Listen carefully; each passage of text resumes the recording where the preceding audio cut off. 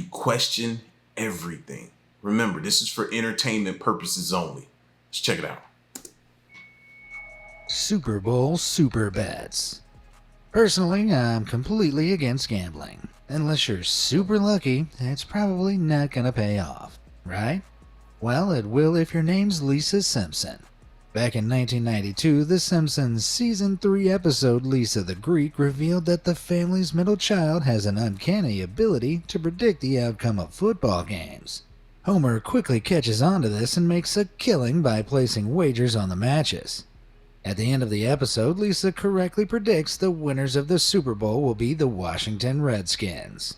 Over in our world, the real Super Bowl aired just days after this episode, and you guessed it, Washington won. Spooky, yes, but it gets even spookier. The following year, Fox decided to broadcast the episode before the Super Bowl again with one change. The Simpsons team decided to dub over new predictions to make the episode more current. This time, Lisa predicted that the Dallas Cowboys would emerge victorious. Amazingly, she was right again. And it didn't stop there. The tradition continued for the following 2 years, with Lisa correctly predicting another victory by the Dallas Cowboys. Now, I know people are going to be like, yo, this was coincidence. But what are we in now? Year 2023? And they're still predicting things that we can stop saying it's a coincidence a long time ago. Followed by one for the San Francisco 49ers. Wow. One Super Bowl prediction is mad enough, but 4 in a row? That's absolutely crazy. Insane. That's crazy. I sure hope if there was any betting going on at Simpsons HQ, the staff listened to Lisa. A FIFA fiasco. Who doesn't love soccer? The professional side of this classic game is internationally governed by FIFA, who enforce rules, organize tournaments, and ensure fair play. Right. In 2014, an episode of The Simpsons aired where FIFA contacts Homer and asks him to step in as a referee because everybody else capable of doing the job is corrupt. Homer accepts, and sure enough, whilst refereeing for the 2014 World Cup in Brazil, he's offered countless bribes to influence the outcome of matches. Just a year later, massive corruption going all the way to the top of FIFA was uncovered in the real world, mostly centered on, guess what? Bribes being accepted by officials in exchange for lucrative contracts or other benefits. Whoa. What makes for the perfect prediction cherry on top of this delicious prophecy cake is the result of the cup. Homer calls the final game fairly and Germany win by beating Brazil. That same year, Germany would defeat Brazil and become the winners of the cup, albeit in 2 different games. Okay, now I'm getting freaked out. Maybe Homer was out on the pitch that day. See, a lot of people be having their skepticism or be skeptical. Let's just say they'd be skeptical about sports betting and different things like that, whether these games are, manipulated or however you want to say it. Whether there's a game script. I think that was the most recent thing with the scripts the past couple of years. They're talking about these games are scripted, but you know what I mean? When people point to the referees or Vegas or saying Vegas has a hand in it and all that kind of stuff like that, man, to see that come out, people were right. This universe mistake. Vaguely uncomfortable beauty pageants have become such a mainstay of our culture that they'll probably still be around in 1,000 years. Futurama seems to agree with me. In the episode The Lesser of Two Evils from the show's 2nd season, a literal Miss Universe pageant takes place with contestants from alien planets.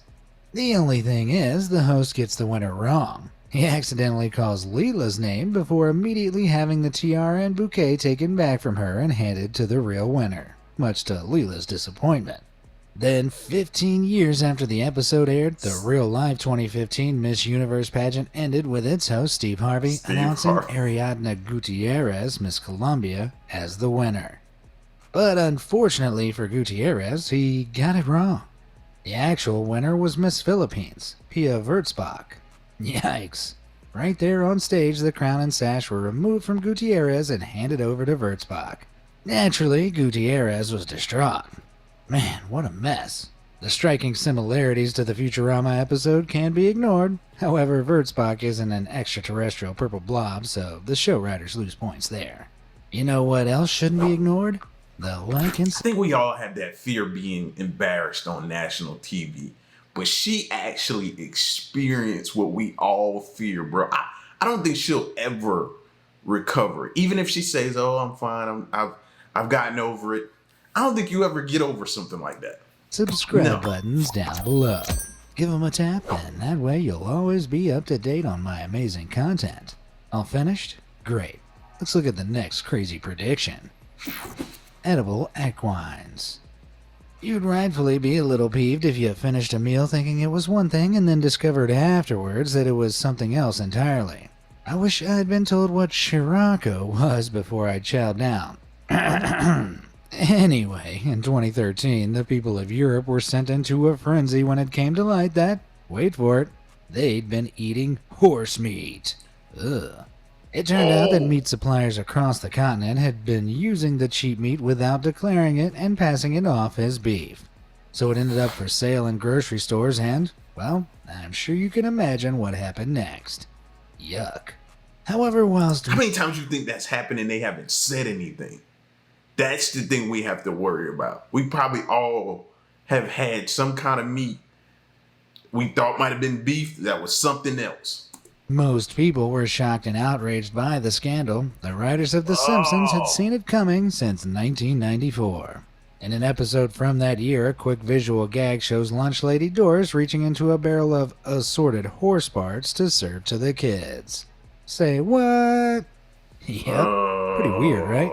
Sure, it's probably just a crazy coincidence, but it's so specific. I'm just glad I don't live in Europe.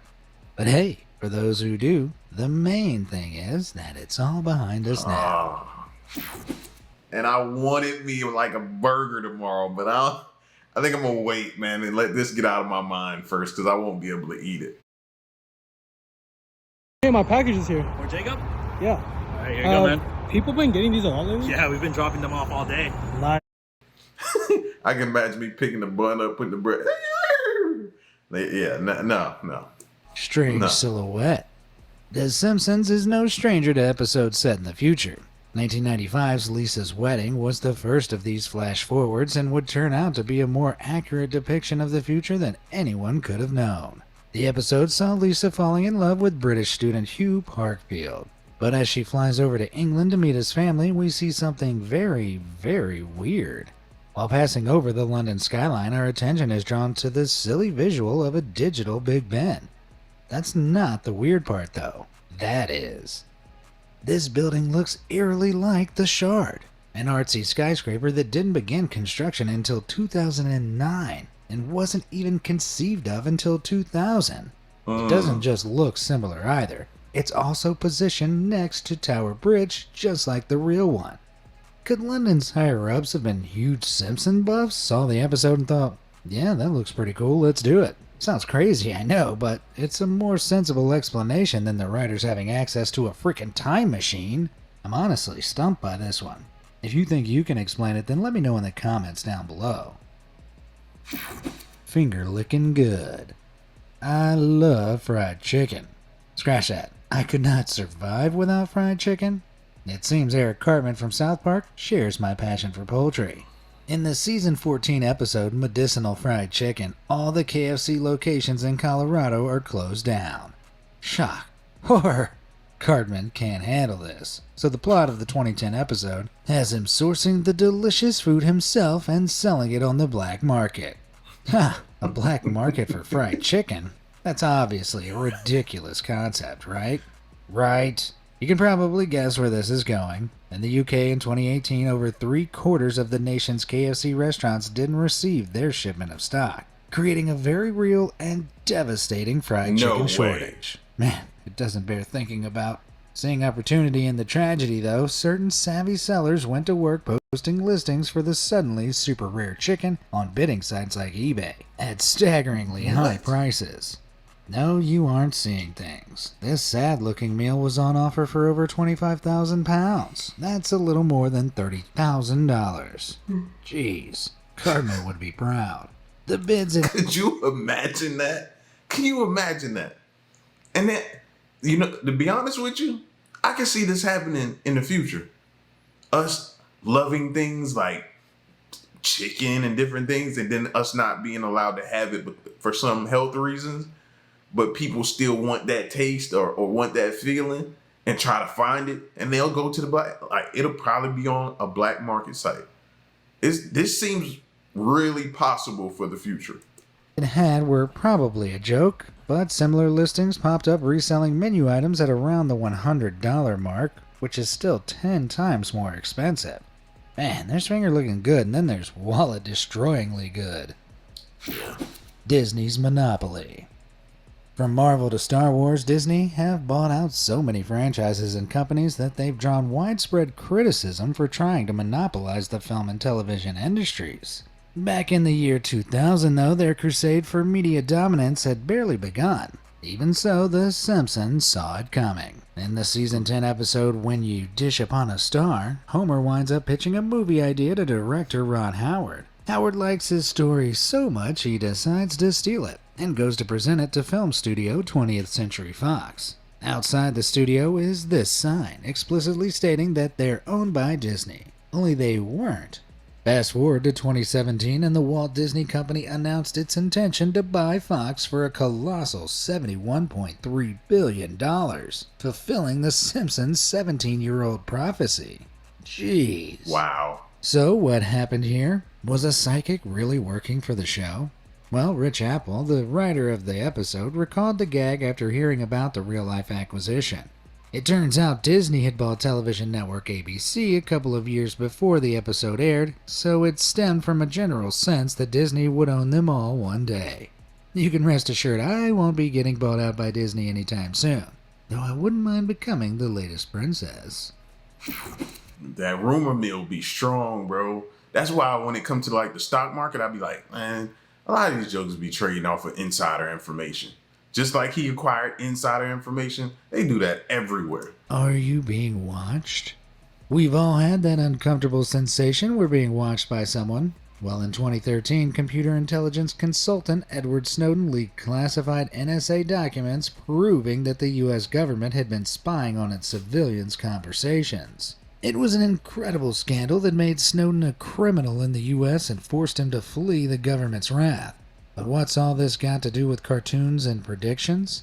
Well, 2 words. The Simpsons. Haha, of course. 6 years before the scandal, the Simpsons movie was released. In it, our favorite cartoon family find themselves on the run from the US government after uncovering a conspiracy.